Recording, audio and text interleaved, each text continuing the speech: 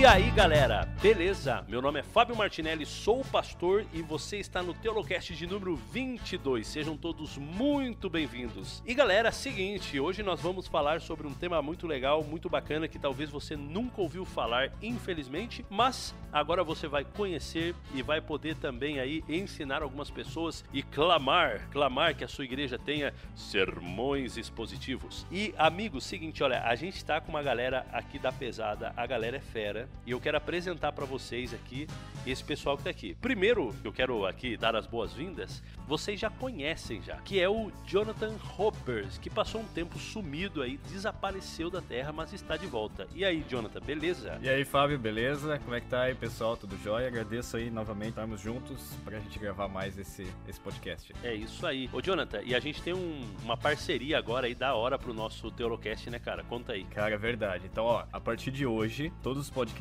que nós gravaremos aqui no Teológica, nós temos uma parceria com a página do Geração 48. A partir de agora, todos os podcasts que nós gravarmos também vai estar disponível na página do Geração 48 e vamos estar aí juntos todos estudando. Louco, mano, louco. Agora sim, cara, agora sim esse Teolocast vai pra frente. Estamos aqui também com o nosso amigo Giovanni Fonseca, que vocês também já conhecem, já esteve com a gente aqui, trocando ideia. E aí, Giovanni, tudo bem, mano? Fala, Fábio, tudo em ordem, cara? Valeu mais uma vez, brigadão por estar junto com vocês, é um prazer e um privilégio, né, aprender junto com um monte de fera. Cara, a gente que agradece aí a sua presença. E o Giovanni também, ele tem uma página no Facebook que é muito legal, é muito bacana, que se chama Interpretando as Escrituras.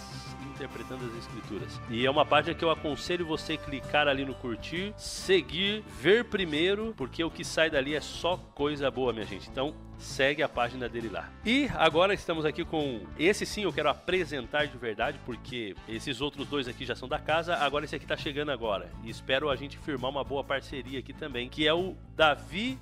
Pô, Davi, como que fala seu sobrenome, cara? Esses caras têm sobrenome que vai... Poxa vida. Boechat.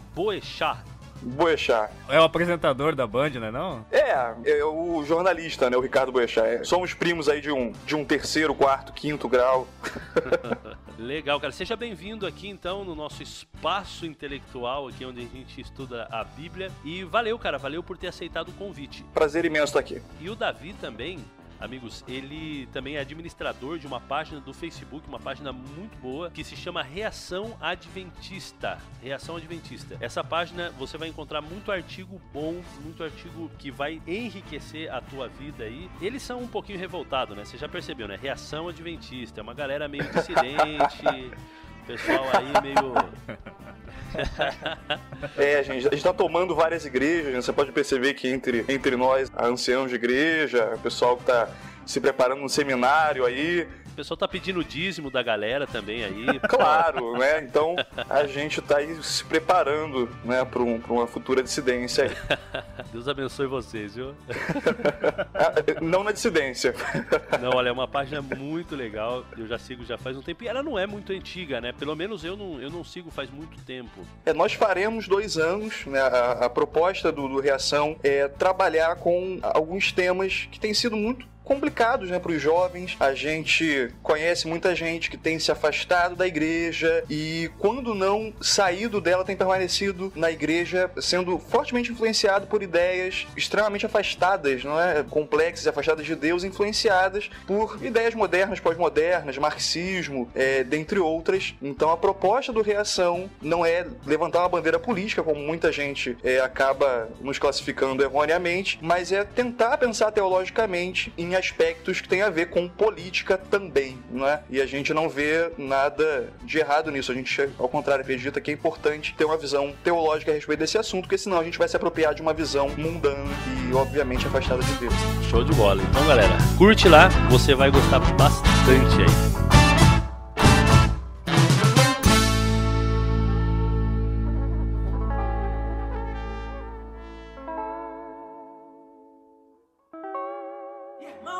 Quando a pessoa nega Jesus, Jesus, ela fica frio espiritualmente, aí ela fica com frio, e com frio ela sente a necessidade de procurar fogo para se aquecer. Foi isso que Pedro fez, negou Jesus, o frio espiritual bateu e ele foi se aquecer no fogo. Quem sabe você negou a Jesus essa semana, mas hoje o fogo desce para te aquecer porque você tá frio, precisa de fogo. Mas sem enrolação, vamos lá para o nosso assunto, então, que o nosso assunto vai tomar um tempo da gente hoje aqui. É um assunto muito legal, muito importante, e que é um assunto que nós, né, todos nós que estamos aqui nessa roda aqui conversando, a gente já pensa bastante sobre esse assunto, nós falamos bastante sobre esse assunto e a gente pensa ser um assunto de extrema importância. E é muito triste saber que muitas pessoas, talvez até a maioria dos jovens e os amigos que estão escutando aqui o nosso Teolocast de hoje, nunca ouviram falar desse termo, sermão expositivo. E isso tem algumas razões que a gente vai discutir aqui também.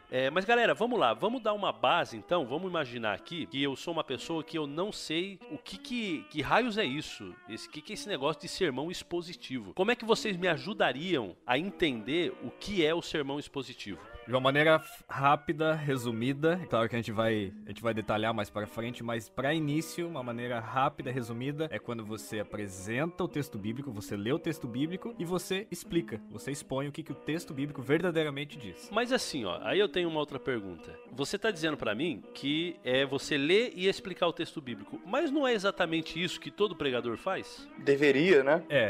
Há uma dificuldade, né?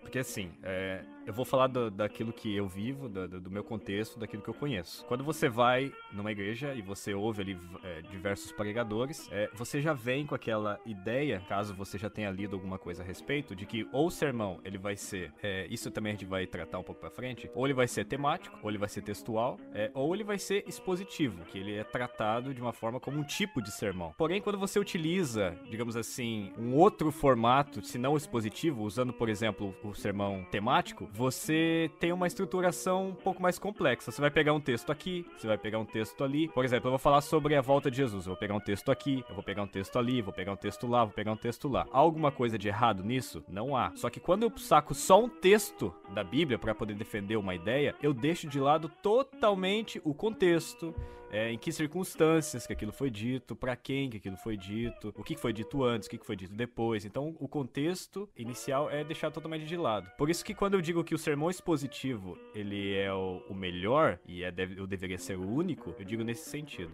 Entendi. Então, beleza, já que você tocou aí que existem, então, outros tipos de sermões, você falou que tem um sermão que chama temático e tem outro que chama textual e o expositivo que a gente está falando agora. Vamos tentar fazer uma diferenciação, então, entre um sermão e outro? Vamos lá para o sermão temático. O que é esse sermão temático aí? Então, você já falou mais ou menos aí por cima, né? Então, o foco do sermão está no tema, seria isso? Basicamente, a diferença entre sermão temático e expositivo é que o temático você já tem uma ideia, né? Você quer comunicar alguma coisa à igreja, então você sai atrás de versos bíblicos e faz uma certa sistematização entre eles para apoiar um certo ponto de vista. Ele parte de versos pequenos de várias partes da Bíblia. O expositivo, ele foca num texto só, num bloco maior, numa seção de um determinado livro da Bíblia e sai comunicando o conceito que consta ali, naquele texto, né? E de maneira assim, mais para deixar claro, o mundo protestante, né? Assim, o sermão expositivo clássico é aquele sermão em que você escolhe determinado livro da Bíblia e faz séries inteiras, até terminar o livro. Você pega, por exemplo, a carta aos Gálatas e sai Gálatas capítulo 1 do 1 ao 5, é um sermão. Aí do 6 ao 11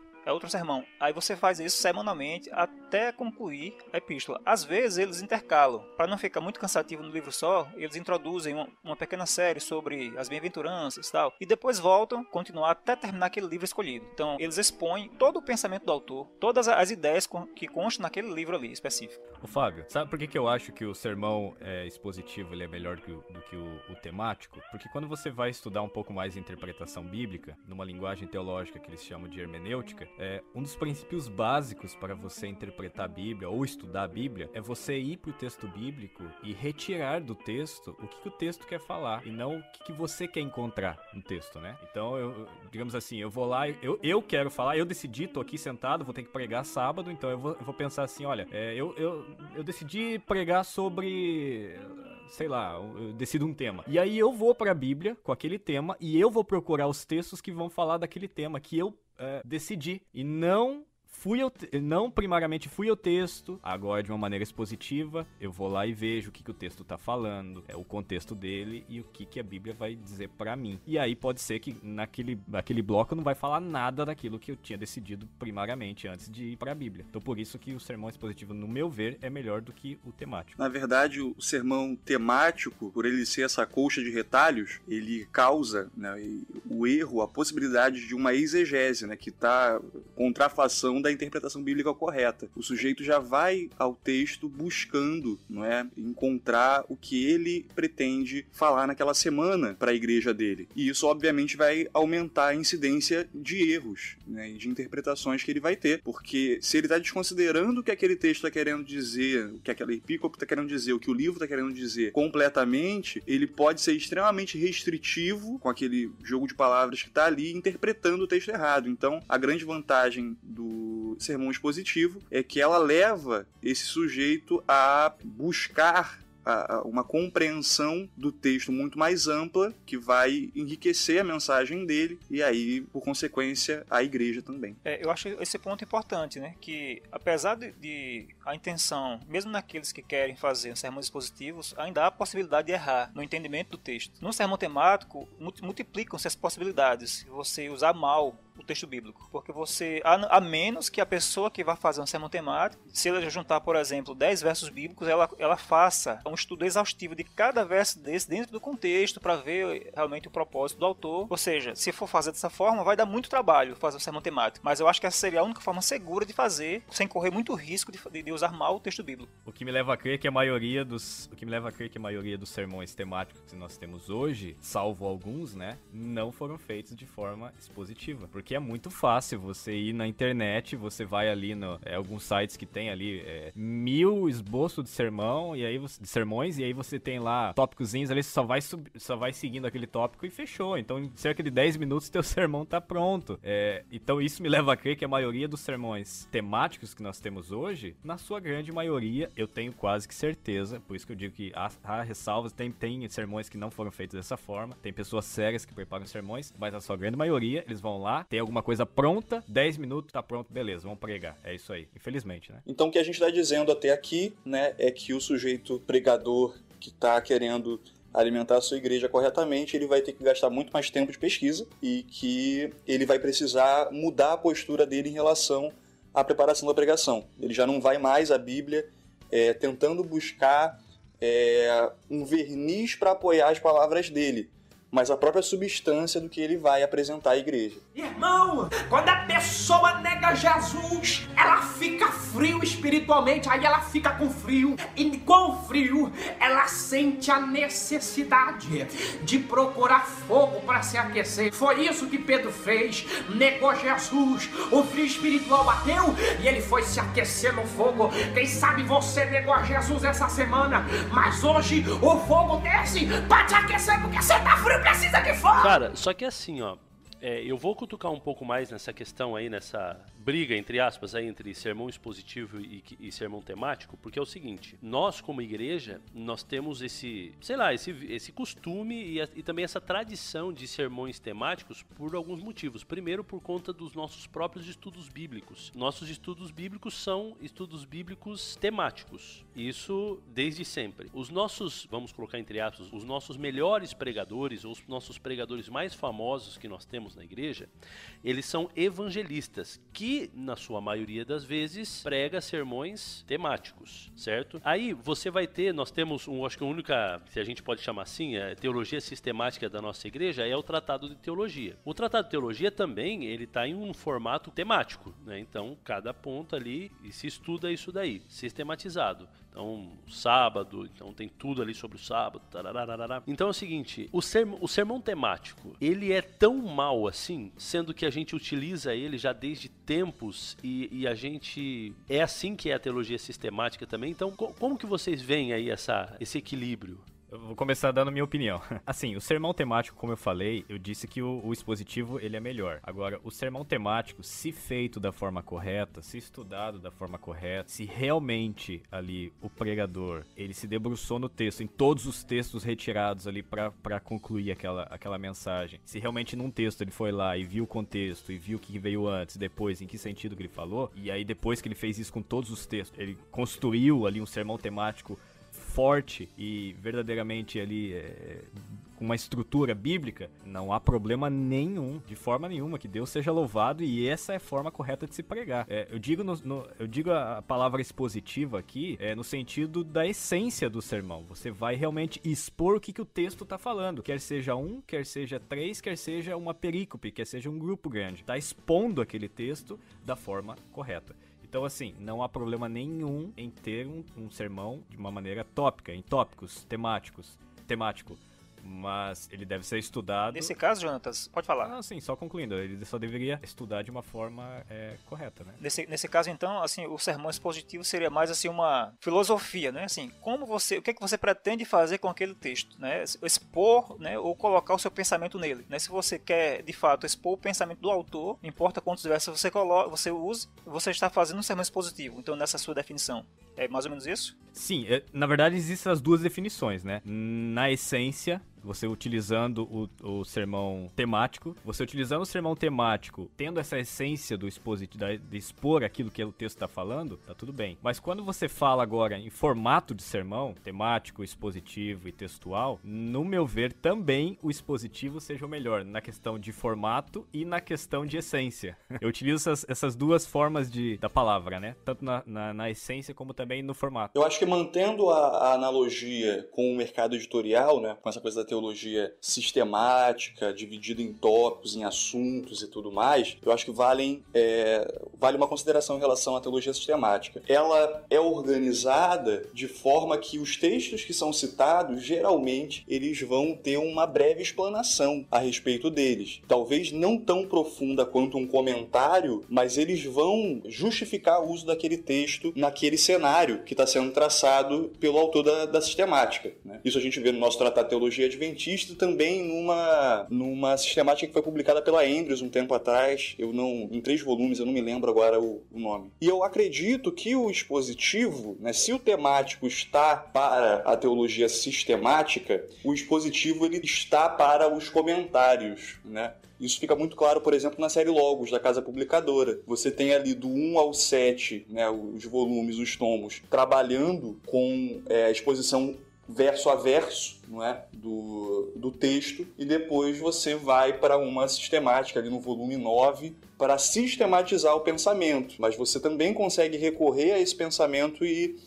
entender cada verso daquele dentro de um comentário. Então, não é que o problema seja a sistematização, muito pelo contrário, ela tem seu espaço, mas uma coisa não guerreia diretamente com a outra desde que essa sistematização seja feita de forma séria. E o que a gente vê na realidade é que geralmente não é a realidade maior, não é a regra. O maior problema, então, que eu tô vendo aí, que o temático ele pode trazer pra gente, é essa questão da falta de preocupação com o texto e o que ele tá querendo dizer de fato, né? Então, como o meu foco principal é o tema, então se o texto ele dá a entender algo que me apoie na minha ideia, eu vou usar ele independente se ele está falando sobre isso naquele momento ou não está falando. Eu até me lembro, cara, quando eu fiz estágio de teologia, estágio de evangelismo, tinha um maluco lá que estava ensinando a gente a dar estudo bíblico, né? Então ele tinha tipo uma espécie de marcação lá, etc e tal. E aí ele estava dando o estudo bíblico pra gente, e a gente tinha que ficar marcando na Bíblia lá tudo que ele falava.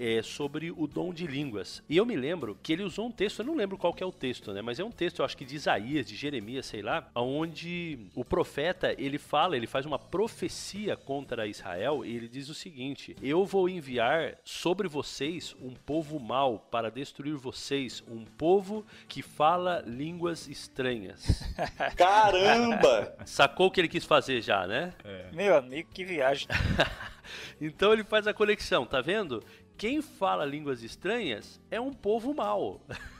E pá, então, isso aí é só um exemplo só pra gente entender como que um sermão temático, ele pode ser uma afronta contra o texto bíblico, né? Esse exemplo que eu acabei de dar pra vocês, na verdade, ele é o que a gente chama de texto prova, né? Que é algo que a gente poderia gastar um tempo falando aqui, que é um vício que eu vejo que a gente tem, cara. E olha, de verdade, a gente tem alguns estudos bíblicos, eu dou estudo bíblico. Quando eu dou alguns estudos bíblicos, eu faço questão de falar para a pessoa, falar assim, olha, esse texto o autor colocou aqui, mas ele não está bem interpretado, porque ele não tem que ver com a pergunta. E aí eu explico para a pessoa, isso aqui, tal. Esses dias atrás eu estava dando um estudo bíblico e o autor estava usando lá Daniel 12, né? Daniel 12, que fala sobre o conhecimento aumentará, né? E aí o cara estava usando a ideia lá, olha, antes, né, não tinha trem, o trem veio, agora tem carro, e agora tem tecnologia, e o conhecimento está aumentando, etc e tal. Essa é clássica, né? Essa clássica aí, né? Eu expliquei pra ele, olha, isso daqui, ele usou isso daqui no contexto aqui da nossa pergunta, mas no contexto do autor não tem nada a ver. E eu explico, tal. Então a gente tem essa tentação aí. E esse foi um erro que, como a gente falou, é o fundo clássico, porque o próprio Miller cometeu, né? Miller, numa situação, estava num barco e ele começa a falar sobre Daniel, né? Ele inicia um diálogo com alguém justamente nesse sentido, né? Ele fala lá, tá vendo como a ciência está se multiplicando e tal? A gente agora tem barco a vapor. Esse é um erro clássico, de fato. O outro erro ainda sobre Daniel... Miller teve uma dificuldadezinha aí nas interpretações. Sim. Ainda sobre Daniel, eu assisti a um sermão há um tempo de um desses grupos, né, dissidentes, em que o sujeito estava comentando música e ele dizia que quando Daniel se refere a mudar os tempos e as leis, ele estava falando do compasso, do andamento das músicas, né? Então, como o rock tem um tempo diferente, geralmente, do que você vai ter na música erudita, o mudar o tempo e a lei tem a ver com a mundanização da música da igreja. Acreditem se quiser. Pois é, meus amigos, entre essas e outras que a gente fica bem preocupado com o futuro, né? Será que não seria interessante da nossa parte também não animarmos as pessoas que estão nos ouvindo, preparar os seus próprios estudos bíblicos? Será que isso não seria possível? Se você estuda a Bíblia de uma forma séria e você quer realmente apresentar os temas da palavra de Deus, é claro que isso vai demandar muito tempo e muita seriedade, mas isso também nos encoraja a nós mesmos prepararmos os nossos estudos bíblicos. Veja, um sermão expositivo feito de uma forma correta num sábado de manhã é um estudo bíblico, entendeu? Então, quanto mais nós nos aproximamos dessa ideia expositiva da explanação da palavra, mais seriedade a gente vai ter quando nós apresentamos a mesma. Então, eu acho que é uma forma da gente também animar, né, o pessoal, trabalhar mais dessa forma, quer seja no sermão ou também nos estudos bíblicos, né? Eu acho interessante isso aí, né? Por exemplo, eu comecei um estudo bíblico faz 2 semanas com uma espírita, gente finíssima, e assim, ela pede pra eu passar pra ela o estudo da próxima semana, né? Então, assim, o último estudo que a gente fez foi sobre a doutrina da salvação. Então eu pedi pra ela ler Romanos, capítulo 1, do 5 ao 11, e 1 Coríntios, capítulo 15, do 1 ao 4.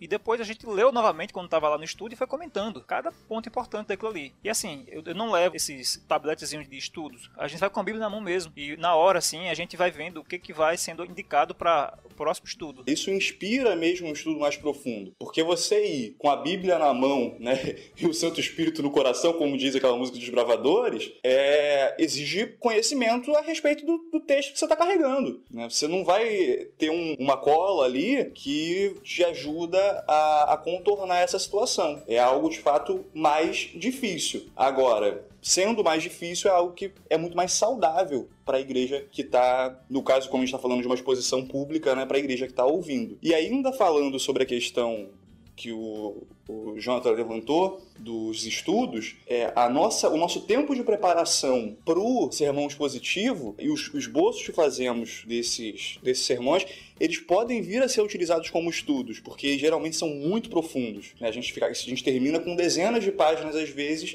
comentando um livro bíblico. Então, isso pode vir a ser usado num pequeno grupo que você tenha, e que precise de uma mensagem que vai ser compartilhada, isso vai poder ser utilizado no estudo para com o interessado. Eu acho que é por aí. O sermão expositivo nos aprofunda, a nós que preparamos, que produzimos pastores, anciãos, membros de igreja, e também beneficia aquele sujeito que está ouvindo, porque ele vai entender melhor o texto, que é a palavra de Deus. Isso. Aí, Fábio, 2 pontos que eu gostaria de comentar a respeito do que você falou sobre os evangelistas tal, e os estudos bíblicos, assim, os temáticos, tal, os sermões. É assim que não necessariamente o tipo de estudo bíblico, temático, leva as pessoas a fazerem sermões temáticos. Porque, por exemplo, você vai para a história da igreja, você vê lá as grandes confissões de fé e tem os seus catecismos.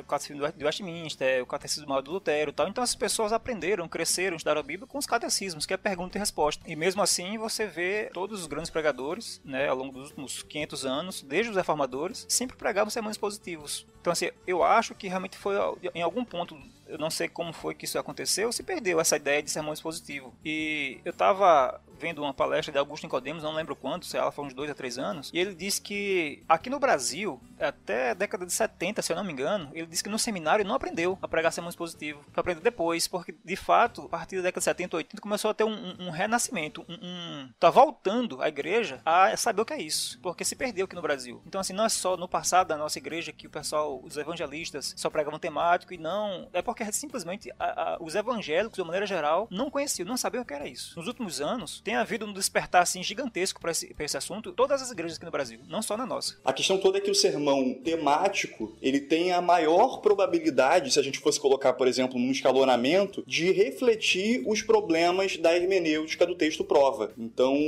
o sermão expositivo, ele diminui essa incidência. Então, a compreensão do texto vai aumentar para todo mundo e você diminui a possibilidade de imputar ao texto o que ele não quer dizer. E o sermão temático, desde que ele ganhou proeminência, a gente assiste um aumento de heresias, não é? Que só podem ser consideradas quando você, de fato, desconsidera outras porções da Escritura. Teologia da prosperidade, por exemplo. Você recorta alguns textos, usa eles como prova, né? Os usa como prova e desconsidera os contextos em que estavam inseridos. Você fala que você pode todas as coisas naquele que fortalece, no caso de Filipenses, e você desconsidera que Filipenses, de que Paulo, na ocasião que escreveu Filipenses, estava preso. Então, poder todas as coisas não é o que a gente imagina quando muitas vezes vê esse texto sendo pregado. Pois é, o sermão expositivo ensina a igreja a como ler a Bíblia da forma correta, né? E o sermão temático tende, né, não necessariamente, mas tende a fortalecer as pessoas com o método equivocado, que é o chamado texto prova, como vocês falaram aí, né? E é legal que a igreja, ela sente, é diferente, a igreja sente quando você prega um sermão expositivo, ainda que ela não saiba que você está fazendo isso, ainda que ela nem saiba que sermão expositivo existe, ela sente, eu sinto isso, ou seja, quando eu prego um sermão expositivo na igreja, no final, ali fora, cara, o aperto de mão é aquele, pastor, obrigado pela mensagem. Pastor, olha, eu precisava ter ouvido isso hoje. Pastor, eu já li isso na Bíblia, mas eu nunca tinha visto dessa maneira. Então, assim, é nítido a diferença de como um sermão expositivo abençoa muito mais a igreja. E eu tomo o cuidado, inclusive, quando eu vou falar algumas partes ali do sermão, que eu sei que são partes que geralmente a pessoa nunca pensou tanto no assunto, ou uma parte em que a própria pessoa vai dizer, pá, eu nunca tinha ouvido isso, já li essa história e tal, um monte de vezes e tal. Eu tenho cuidado de sempre pegar e dizer o seguinte, irmãos, olha só, como que eu cheguei nessa conclusão? E aí eu mostro pra eles, mais ou menos assim, como eu fiz o sermão, como eu fiz pra estudar o sermão, como que eu faço pra estudar o sermão. Eu animo eles, antes de começar os meus sermões, eu animo eles a ter uma caneta na mão, um marca-texto, um bloquinho de notas, pra eles irem anotando e aprendendo. Então, assim, é nítido como o sermão expositivo, ele causa muito mais impacto na vida das pessoas. Irmão, quando a pessoa nega Jesus, ela fica frio espiritualmente, aí ela fica com frio, e com frio ela sente a necessidade de procurar fogo para se aquecer. Foi isso que Pedro fez, negou Jesus, o frio espiritual bateu e ele foi se aquecer no fogo. Quem sabe você negou Jesus essa semana, mas hoje o fogo desce para te aquecer porque você tá frio, precisa de fogo. Eu também tenho uma prática de pregação para a igreja mais direta porque eu sou ancião. E eu não terceirizo a minha responsabilidade. Eu costumo brincar com os amigos que estão no ofício aqui no distrito, de que muitas vezes a gente se torna promoter da igreja, né? A gente está preocupado com fechar agendas e chamar pregadores de fora, desconsiderando até às vezes o que o cara prega, né? Eu conheço igrejas que foram solapadas, destruídas, porque chamaram pregadores que passaram a ensinar perfeccionismos do tipo e tudo mais, nesse modelo de chamar a gente desconsiderando. Então, eu como ancião me ocupo em pregar, né? Grande parte, pelo menos metade da minha agenda, eu mesmo ocupo fazendo séries justamente de pregação expositiva. E é interessante perceber realmente como as pessoas na igreja começam a perceber isso. As saudações são maravilhosas, o que nos deixa muito felizes, porque a gente consegue perceber que cumprimos um trabalho e bem. E um outro detalhe, os bloquinhos começam a surgir naturalmente nas mãos. É todo mundo fazendo anotação o tempo todo, no final alguém falando que, como você disse, percebeu o texto de uma forma diferente. E eu acho, cabe destacar uma outra questão.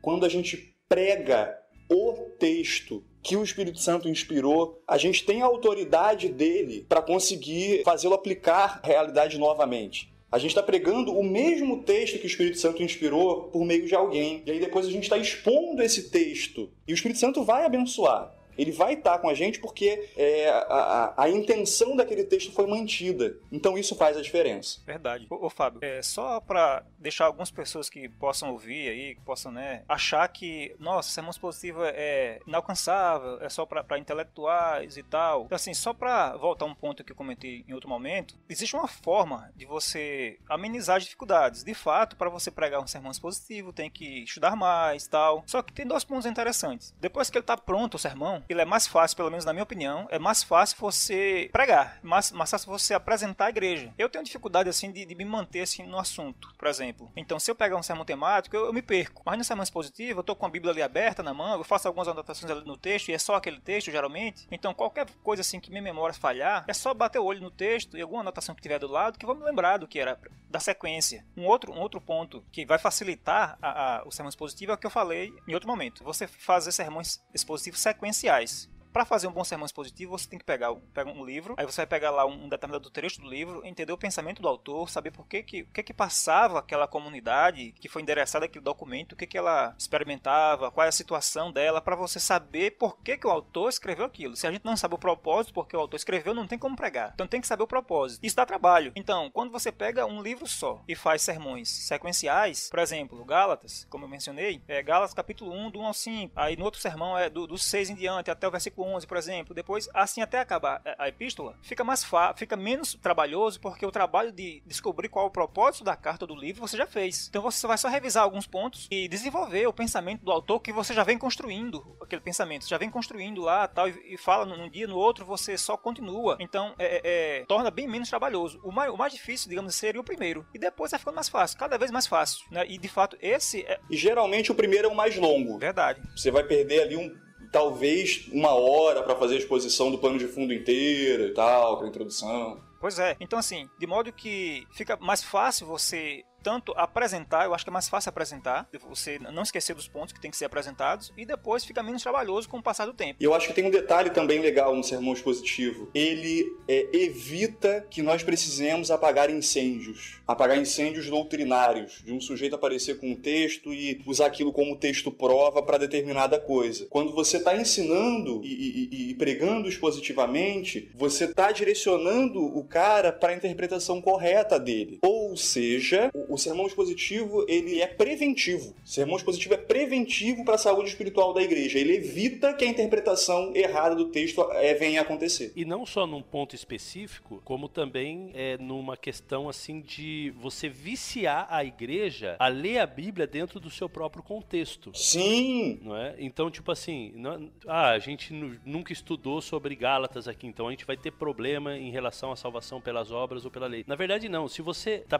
ensinando ensinando a igreja a como estudar e entender a Bíblia, ou seja, como que eu cheguei nessa conclusão? Como você desmistificar alguns textos também, que a igreja tem por certo que é isso, só que quando você vai no contexto, você percebe que não é. Então você vicia a igreja a pensar de maneira contextualizada. Isso daí é uma bênção, rapaz. A refletir, né? É uma bênção mesmo, fantástico isso. Se tivesse, assim, só 2 pontos, que pra mim seria, assim, suficiente pra gente entender o sermão expositivo como sendo o melhor e o mais importante, um deles é o fato de que a Bíblia, ela não foi dada em temas, né? Não foi dada em temas. Você não vai encontrar um livro da Bíblia dizendo, assunto tal, amor, poder de Deus, bênçãos, promessas, você não vai encontrar. Quando os apóstolos, quando os autores bíblicos escreveram seus documentos para as comunidades das quais eles destinaram seus documentos, foi construindo um pensamento, de maneira que quando as pessoas liam o documento inteiro, dava para entender tudo e saber o que precisava, né? Eles deram aquilo que a igreja precisava naquele momento. E eu acredito que a igreja precisava lá o que a gente precisa hoje. Um outro ponto, eu acho que nunca aconteceu. Se aconteceu, sei lá, foi um milagre muito grande, assim, de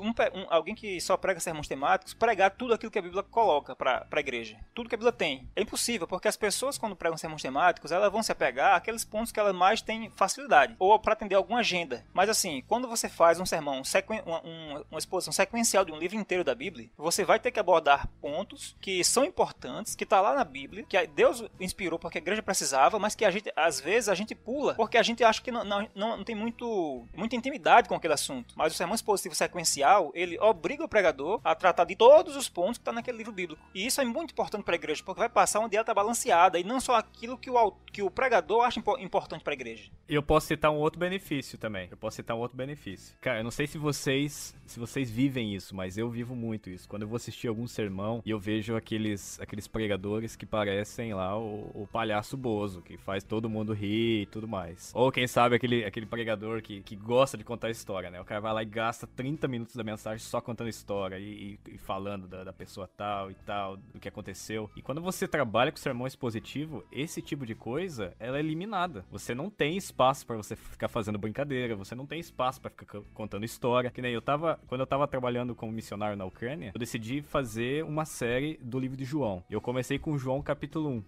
E João capítulo 1 é um dos capítulos mais, assim, cheio de conteúdo dentro. Claro que todo o livro de João é tremendo. E quando eu comecei com o livro de João capítulo 1, aquilo ali tem tanto conteúdo que aquilo que seria feito num encontro foi feito em 3, só no João capítulo 1. Então é muita coisa e você não tem espaço para você acrescentar brincadeirinha, piadinha, histórias e tal. Você não tem, porque o texto é tão cheio de informação que você precisa apresentar aquilo lá e você não vai ter tempo para acrescentar outras coisas. A pregação expositiva traz reverência. Toda pregação expositiva que eu vejo, há um silêncio na igreja absurdo, que o cara não quer perder o conteúdo do que Deus está falando para ele. Eu, pelo menos, tenho visto isso. Não sei se faz parte da experiência de vocês, mas da minha tem sido. Uma consideração que eu gostaria de fazer, na verdade 2, a primeira é a seguinte, não que você não possa colocar dentro do seu sermão expositivo elementos, histórias que façam conexão com aquilo que a Bíblia está tentando ensinar, porque isso é algo muito importante, ou seja, na hora de você fazer a ponte do texto bíblico para a vida particular das pessoas, é importante você saber também que existem alguns elementos como histórias, experiências, ilustrações, né? Ilustrações, aí tá, obrigado, era essa a palavra que eu queria. Ilustrações que vão deixar mais claro para a pessoa o que você tá querendo dizer ou aplicar aquela mensagem, né, na vida aplicar aquela mensagem. E uma outra coisa também seria em relação,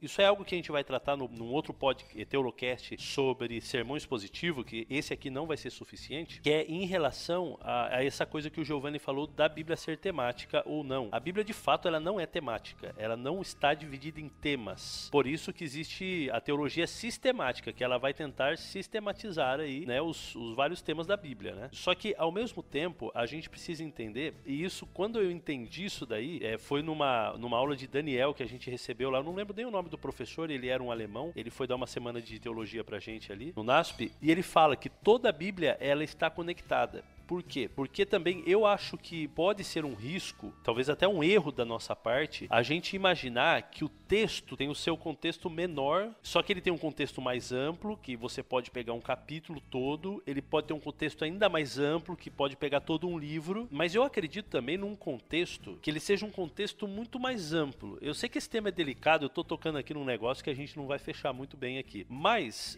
a gente tem que trabalhar na Bíblia também como um contexto mais amplo. Ou seja, que a gente tem que considerar que o autor da Bíblia também, assim como João foi o autor, Moisés foi o autor, nós temos um autor chamado Espírito Santo, onde ele mesmo conecta os textos da Bíblia. Então existem conexões nos textos da Bíblia que nos fazem ir além do próprio contexto, muitas vezes, da exegese que a gente está fazendo, do sermão expositivo que a gente está montando. Ou seja, a gente pode ir mais além. Claro que isso vai exigir também muito cuidado, a gente não viajar muito aí. É um tema meio complicado. Não cair nas alegorias, etc e tal. Exatamente, principalmente na alegoria, né? E então a gente... Só que eu acho importante a gente não perder de vista isso, pra gente também não perder uma beleza muito maior das escrituras. Eu queria complementar isso dizendo o seguinte: pregação expositiva, ela pressupõe aplicação. Então, a pregação expositiva, ela não é uma aula que você vai chegar lá e vai dar um show de hermenêutica, né, e vai fazer a exegese, uma exegese maravilhosa, e vai apresentar aquilo para as pessoas e terminou. Aquele texto que falou para uma igreja, como no caso das cartas, que falou para homens como nas pastorais, ele é para hoje também. Então, olha só, o texto ali está falando sobre pregação, por exemplo. Vamos falar de 1 Timóteo capítulo 4. Ele serve para nós hoje. E eu acredito que o 1 Timóteo capítulo 4 seja um dos textos que melhor trabalha com a questão da pregação expositiva. Paulo, no capítulo 13, vai dizer, né, dedique-se à leitura pública da Escritura, à exortação e ao ensino. Então, há quase que uma ordem colocada. E eu não estou querendo dizer isso como método não estou querendo falar que isso é um texto prova, vejam bem. Mas o que eu estou dizendo há um princípio, quase que um organograma de pregação aqui que é muito interessante. Primeiro você lê, você se dedica à leitura pública da Escritura, você mostra o que Deus quer falar, você mostra o que Deus falou. E depois do que Deus falou, que Deus quis dizer, aí vão vir as exortações e o ensino. Eu acho que isso é algo que precisa ser considerado por nós, né? A aplicação do texto é parte da pregação. Todo autor de todo livro que eu já vi sobre pregação expositiva, os autores são unânimes em falar que se não houver aplicação, não houve pregação, né? Muita gente confunde sermão expositivo com uma palestra ou um comentário bíblico. O camarada começa a falar, como você falou aí, Davi, sobre fazer a exegese do texto ali na igreja e tal, e o pessoal vai aprender todas as palavras do grego, do hebraico e tal. Não que não possa ser falado uma vez ou outra, assim, perdida, porque vai deixar claro um certo determinado ponto. Mas o pessoal trata como se fosse um tratado acadêmico. Eu já vi muito isso. E o pessoal confunde isso com sermão. Não necessariamente é ruim, mas não é sermão. Foi uma palestra, uma aula e tal. Cara, e essa é uma das coisas que eu sinto falta, eu não sei, eu acho que todos vocês aqui já escutaram ou escutam o BTcast, né? Sim. Uma coisa que eu sinto falta no BTcast é esse esquema não é um sermão, eu entendo que não é um sermão, eu assisto, eu escuto e gosto demais, pra mim é um dos melhores que existe. Mas eu sinto falta dessa coisa aí da aplicação, sabe, de você ser tocado pela palavra, de você realmente falar assim, tá, mas o que isso tem a ver comigo, sabe, aonde eu quero chegar com tudo isso? E se a gente faz um sermão que basicamente, simplesmente essa exposição de um comentário bíblico e etc e tal, eu acho que pra mim, meio que, sei lá, perde o sentido, tá? Você sai cheio de informação, mas sem transformação. Ó, que palavra bonita, cara, que frase bonita. Não, e se você não tiver muita habilidade mesmo, pra fazer aquilo de forma atraente, você vai colocar na cabeça das pessoas que o sermão expositivo não presta. Você vai colocar isso na cabeça das pessoas. Tem gente que consegue fazer uma exposição assim, mas a pessoa é tão habilidosa para comunicar o conceito que ninguém pisca o olho. Ninguém pisca. Não tratar assim bem acadêmico mesmo. Porque a pessoa é fora do comum, é genial. Mas isso não é para todo mundo. E você pode ser um gênio também, tem gente que vai dormir. Infelizmente, não é todo mundo que tá ali que tá afim, gente. A preocupação de agradar todo mundo, geralmente, faz com que a gente desconsidere o agradar a Deus, de estar pregando que tá certo. Então, é claro, isso exclui qualquer possibilidade de uma homilética melhor? Não é isso que eu tô dizendo. Ela tem seu papel, ela é muito importante. Mas ainda que você seja um grande expositor bíblico, vai ter gente desinteressada. E você precisa trabalhar isso no seu coração. Porque muita gente não está interessada na Bíblia. Exatamente. O cara vai... Gente, tem gente que vai lá porque quer ouvir palestra motivacional. Muito do que a gente chama de pregação hoje são coach. Muitas das pregações que a gente ouve hoje são motivacionais, são coaching, cara. Irmão, quando a pessoa nega Jesus, ela fica frio espiritualmente, aí ela fica com frio. E com frio, ela sente a necessidade de procurar procurar fogo para se aquecer. Foi isso que Pedro fez, negou Jesus, o frio espiritual bateu e ele foi se aquecer no fogo. Quem sabe você negou a Jesus essa semana, mas hoje o fogo desce para te aquecer porque você tá frio, precisa de fogo. E para vocês, quem que é o melhor expositor da palavra de Deus no mundo evangélico em geral? Bom, eu vou falar dos brasileiros. Para mim, Paulo Brasil, aqui de Pernambuco, Jonas Madureira e Heber Campos Júnior são os meus preferidos. Desses daí eu conheço só o Jonas Madureira. Heber Campos Júnior, Paulo Brasil. Se vocês viram palestra desse pessoal na internet, recomendo demais.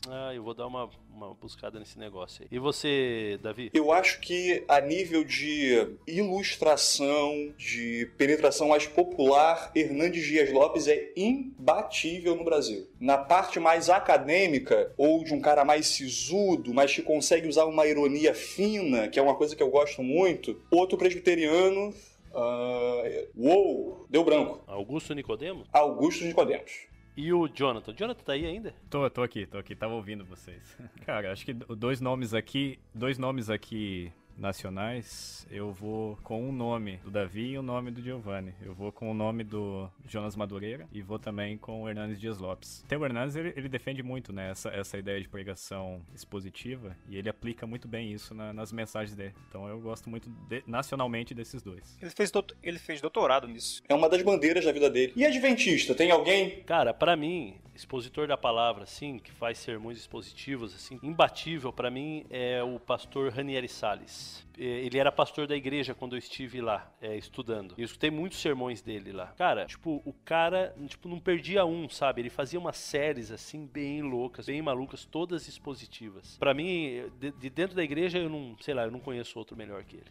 Eu tenho uma percepção que pode estar errada em relação a ele. Não de qualidade, mas uma coisa que me incomoda um pouco, e essa parte pode ser retirada, inclusive, é que eu acho que há um uso de Ellen White dele muito grande. Tem uma pregação, por exemplo, que ele falou sobre reverência da igreja que praticamente não teve texto bíblico. Foi uma pregação longa, Ellen White. Então, assim, e eu já assisti muita coisa dele. Talvez eu tenha conseguido escolher em que isso mais acontece. Sério, cara, eu nunca tinha percebido. Então, ele fez uma exposição sobre Ellen White, cara. Não era o caso. Não, eu nunca percebi, de verdade, eu nunca percebi isso, assim. Até a gente poderia, de uma outra vez, a gente tratar essa questão aí de Ellen White dentro dos nossos sermões, né? Como usar, né? Isso. É só uma outra vantagem do sermão expositivo, desse sequencial, né, que eu tenho falado, repetido, é que ele traz a vantagem de que o pregador, ele não precisa, chega na sexta-noite, ficar pensando no que vai pregar no sábado de manhã. Ou passar o domingo pensando que vai pregar à noite. Então, se você tá sequencialmente no livro ali, quando você termina um sermão aqui hoje, você já sabe o que você vai pregar no outro sermão. Então, você já começa a trabalhar ali, você não perde tempo. Tudo isso já economiza seu tempo. Não precisa fazer 1000 ideias querendo vir à sua cabeça e às vezes não vem e tal. Eu acho uma vantagem muito grande isso aí. Com certeza. Eu lembro uma vez, no distrito passado que eu tava, os irmãos, eles falaram assim, pastor, é o seguinte, de quarta-feira aqui na nossa igreja, a gente vai começar a estudar o livro de Salmos. Então, a gente vai começar com Salmos capítulo 1 e vamos até terminar, né? Vamos andando. Cara, eu achei fantástico. Cara, eu comecei a fazer meu itinerário pastoral, eu me colocava quase o mês inteiro ali, porque eu adorava esse negócio aí. Então, eu já tinha a tabelinha lá, eu já sabia mais ou menos, eu já sabia já o salmo que ia ter que pregar, e eu ia lá e estudava o salmo e pregava. Então, muito gostoso, foi assim, foi uma experiência muito bacana pra mim e pra igreja também. A igreja cresceu bastante nisso daí. E os irmãos, ou seja, os pregadores, que eram ali os anciões e outros irmãos ali que pregavam na igreja, eles eram obrigados. Isso é o legal da sequência. Você é obrigado a pregar aquilo lá, porque tá na sequência. Então porque tem coisa na Bíblia que a gente não gosta de pregar. Aqui em Montevidéu tem uma comunidade judaica adventista, né? Aquele Bet Benediction, que tem em alguns lugares aí do Brasil e aqui na América do Sul. E eles têm um esquema muito legal, isso daí é dos judeus, né? Que é a Paraxá. A Paraxá, então, é uma sequência de textos bíblicos, tipo o nosso ano bíblico, mais ou menos. Uma sequência de anos bíblicos que eles leem durante a semana e na sexta e no sábado eles vão tratar desse assunto na sinagoga. E eu já fui convidado para pregar umas 3 vezes lá, então aí eles me passam o texto, a Paraxá tá nesse texto aqui. E é muito legal, porque a gente passava ali por genealogias, a gente passava por textos que você falava assim, poxa, esses dias atrás eu fiz um sermão sobre a lei dos escravos, a lei de não sei o que, aquelas leis que tem ali em Êxodo, capítulo 21 e 22. Então, é legal porque isso te faz falar assim, o que Deus tá querendo falar com isso daqui? O que ele queria com o povo? O que ele quer comigo? Então, cara, é muito crescimento quando você faz esse tipo de coisa aí. O negócio, por exemplo, no caso das leis, a lei não é aplicada diretamente a nós hoje, mas existe um espírito da lei, né, evocando Montesquieu, que é aplicado a nós hoje. Deus queria dizer alguma coisa para aquele povo naquele momento que talvez hoje para um empregador possa ser relevante, possa ser útil. Cara, eu cheguei à conclusão, na verdade, já abarcando esse tema aí, que na verdade, quando você estuda as leis, Deus tem pouco a dizer para nós, mas ele tem muito a dizer sobre ele mesmo. Sim.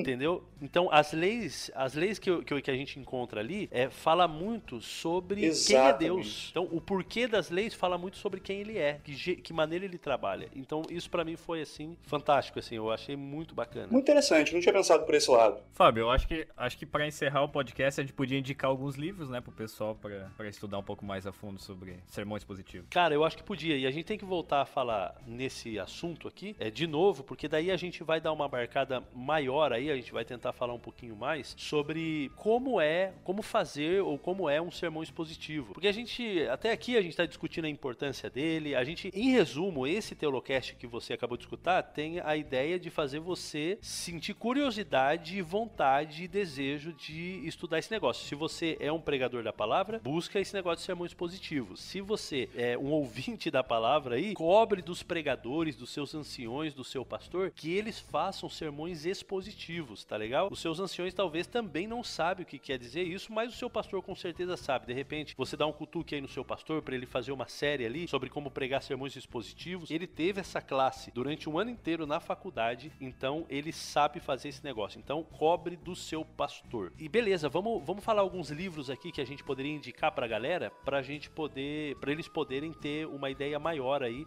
sobre o sermão expositivo. O que você tem aí, Jonathan, pra gente? Cara, eu vou indicar 2 livros, acho que todo mundo pode indicar um livro aí, né, que já leu 2. Eu vou indicar 2 livros. Um eu li recentemente, li agora. Até a Fiel fez uma promoção, né, na Amazon, tava R$4,99 os livros, acabei comprando um. E gostei muito, que é Pregando para a Glória de Deus, de Alistair Begg. Você acha fácil pra comprar lá no site da Fiel mesmo, porque tem formato e-book e tal. Então é Pregando para a Glória de Deus, de Alistair Begg. E tem um segundo livro que eu gostaria de indicar, que é o Pregação Expositiva, do Mark Dever. Acho que Mark Dever é um dos grandes nomes da pregação expositiva também. Ele que é o autor do 9 Marcas, né? O 9 Marks. Tem esse livro do Mark Dever? Tem esse livro dele com esse nome? Tem sim. Então, tem um livro do 9 Marcas, que ele apresenta as 9 marcas, né? Mas também tem um livro separadinho ali, que é só pregação expositiva do Mark Dever. Esse livro, na verdade, ele integra a série 9 Marcas, que já está traduzida toda para português. Com certeza, eu tô lendo. Você sabia que é um pecado, né? Porque eu acho que a 9 Marcas foi escrita em 2008, ó.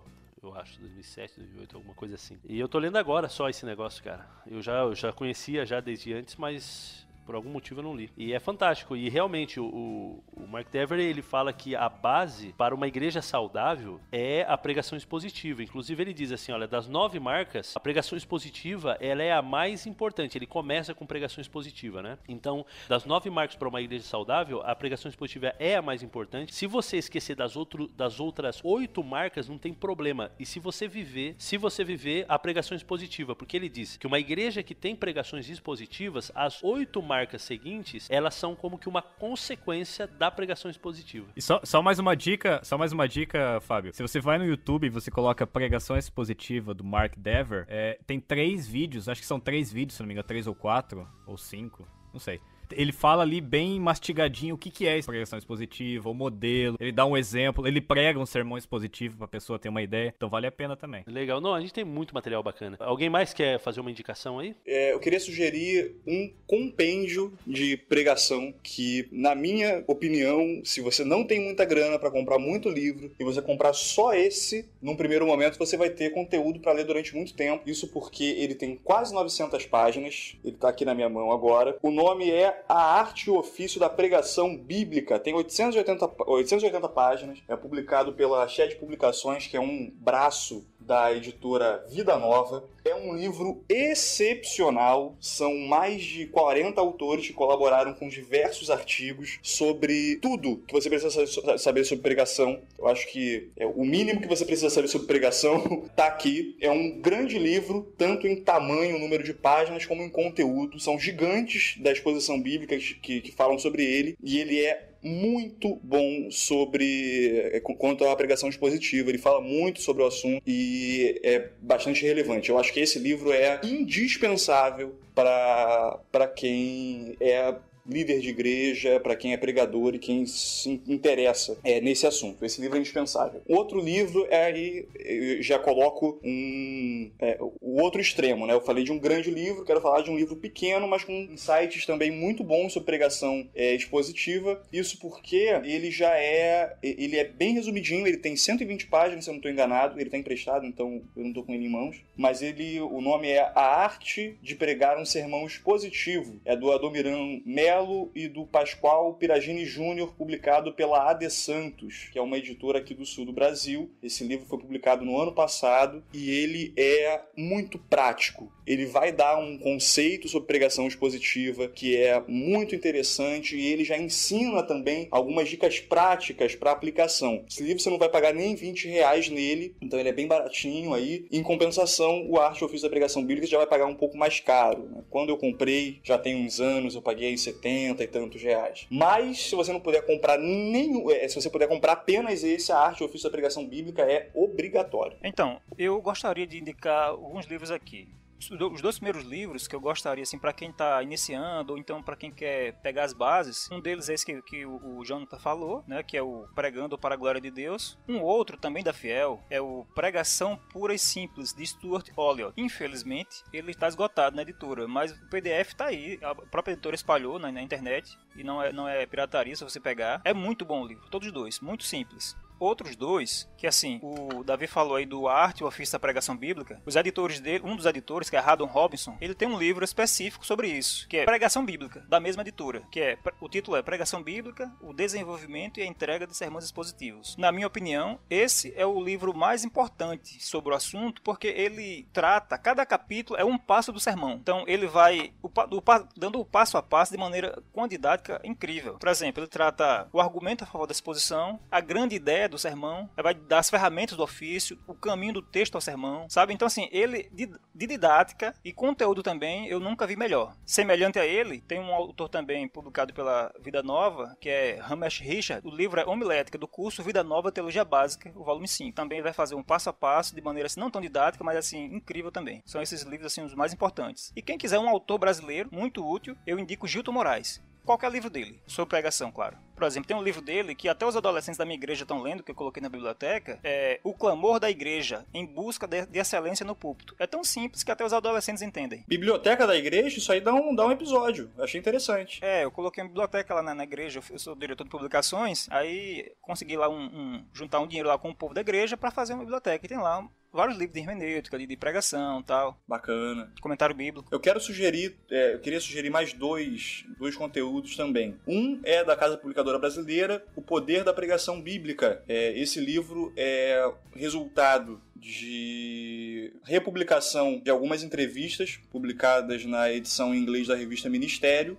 Se eu não me engano, são 10 entrevistas ou um pouco mais, com grandes expositores norte-americanos que dão insights, né, sobre pregação na igreja. Há 1 ou 2 capítulos nele falando especificamente sobre pregação expositiva, né? Ele dá uma viagem, pregação, e fala também sobre pregação expositiva. É um livro também muito interessante, é da Casa Publicadora, então se você não tem loja na sua cidade, o frete é grátis, facilita a tua vida. Um outro conteúdo, ele não está em português, ele está em inglês, mas eu também acho muito rico, que é praticamente aí todo ano de 1998 da Ministry, né? A edição em inglês da revista Ministério, que aborda praticamente durante todo o ano a questão da pregação na igreja. Então você vai encontrar, por exemplo, na edição de maio, na edição de junho, artigos do George Knight falando sobre pregação expositiva, sobre a importância da pregação expositiva na vida da igreja. Ele traz essa ideia da pregação expositiva como diagnóstico, e como prevenção, né, para problemas da igreja. Também uma série em 2 artigos, por assim dizer, do John Pauling, também que saiu em maio de 98 também, onde ele vai falar sobre pregação expositiva, primeiro tratando a problemática e depois trazendo a solução. Eu destaquei um trecho do texto que é muito interessante, em que ele diz assim: o que muitas vezes acontece é que usamos a Bíblia para fornecer um manto de autoridade para um sermão baseado em psicologia, sociologia, experiência ou mera intuição. Se por outro lado você quer pregar um sermão verdadeiramente bíblico, você precisa receber sua mensagem na Bíblia, ou a mensagem da Bíblia. Parece tão simples e óbvio, mas pode ser difícil. Transformamos a Bíblia em um livro que nos parece ler através de nossas próprias ideias, conceitos e necessidades na Escritura. Então, essa é a parte onde ele trata da problemática, né? É uma tradução livre que eu fiz aqui, mas esse artigo também, esses números, né, especialmente os números de junho e de maio da revista Ministério de 1988, que você encontra também gratuitamente no site da revista. Então, galera, é isso aí. Muito obrigado a presença de vocês aqui. Foi uma conversa muito bacana, muito legal, eu gostei bastante, eu acho que a galera gostou bastante também. A gente vai voltar a reunir, se Deus quiser, esta mesma equipe aqui que está com a gente e talvez mais gente ainda para conversar com a gente sobre como fazer um sermão expositivo, como que são os passos. Então, de repente, alguém que escutou um pregador aí, leigo da igreja, que escutou o nosso Teolocast, está se perguntando, olha, eu queria, e agora? Eu não vou comprar esses livros e vou aprender, como que faz? Então, a gente vai dar algumas ideias aqui de como você pode fazer. Então, como escolher o texto bíblico, como você começar o seu estudo, por onde tem que começar, quais os comentários bíblicos que você tem que ir, quais as ferramentas que você tem para poder fazer a interpretação do texto bíblico, descobrir qual era o sentido original do texto, qual que era a intenção do autor. O Giovanni estava falando agora há pouco aqui com a gente, da gente ensinar ou dar algumas ideias aí de como fazer a aplicação, que é a ponte do texto bíblico que foi escrito há 2.000, 3.000 anos atrás com o século XXI, com o nosso dia a dia, como que a gente faz isso, e vocês vão perceber que esse é um desafio muito grande, não é coisa fácil, mas é lindo quando se aprende a fazer bem isso daí. Então, galera, Jonathan, Davi, Giovanni, muito obrigado pelo tempo de vocês aí, esse domingão. Eu sei que vocês queriam estar dormindo um pouquinho até mais tarde, e aí, estão aí com a gente, valeu mesmo, de coração. E vamos já marcar o nossa próxima gravação, que a galera, eu tenho certeza que já estão ansiosos para o próximo. Um grande abraço para vocês, amigos. Valeu, Fábio, valeu, galera. Tchau, tchau. Falou, tchau, tchau. Valeu!